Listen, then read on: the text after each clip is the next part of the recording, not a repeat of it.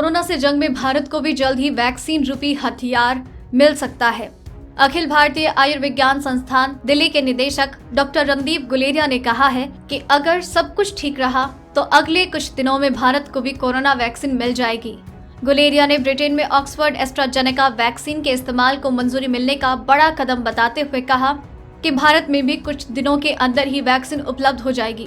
Doctor Randeep Guleria ने अपने एक इंटरव्यू में कहा, ये बहुत अच्छी खबर है कि एस्ट्राजेनेका को यूके में मंजूरी मिल गई। उनके पास मजबूत डेटा है और भारत में वही vaccine serum institute of India द्वारा विकसित की जा रही है। ये न सिर्फ भारत के लिए बल्कि दुनिया के कई देशों के लिए ये एक बड़ा कदम है। उन्होंने आगे कहा कि इस वैक्सीन को 2 से 8 डिग्री सेंटीग्रेड तापमान पर स्टोर किया जा सकता है, इसलिए इसे कहीं भी लाना ले जाना आसान होगा। भारत में कोविड-19 टीकाकरण अभियान के बारे में एम्स के निदेशक ने कहा कि देश में बड़े पैमाने पर टीकाकरण अभियान चलाया जाएगा, लेकिन इससे पहले हमें निकट भविष्य में उपलब्ध होने वाली वैक्सीन की उपलब्धता देखनी होगी। उन्होंने कहा, अब हमारे पास डेटा है और यूके, ब्राजील और दक्षिण अफ्रीका में हुए शोध के आधार पर ही ऑक्सफोर्ड एस्ट्राजेनेका वैक्सीन को मंजूरी दी गई है। उनके पास सीरम इंस्टीट्यूट ऑफ इंडिया का भी डेटा है।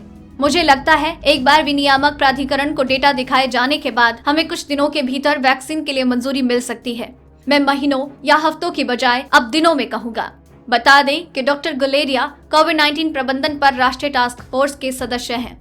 वैक्सीनेशन के बारे में बताते हुए डॉक्टर गुलेरिया ने कहा कि जहां तक टीकाकरण का सवाल है, हमारे पास एक मजबूत योजना है। हम अपने सार्वभौमिक टीकाकरण कार्यक्रम के हिस्से के रूप में बच्चों और गर्भवती महिलाओं का टीकाकरण करते हैं। वैक्सीन को 2 से 8 डिग्री सेंटीग्रेड पर स्टोर करने के लिए एक ही प्लेटफॉर्म का उपयोग करना भारत के लिए आसान होगा। मुझे पूरी उम्मीद है कि अगले कुछ दिनों में हमारे पास भी वैक्सीन होगी। अगर आपको ये रिपोर्ट पसंद आई तो इसे लाइक और शेयर करें। साथ ही अपने व्यूज हमें कमेंट करके जरूर बताएं। सब्सक्राइब करें हमारा चैनल ऐसे ही लेटेस्ट और इंटरेस्टिंग न्यूज के लिए।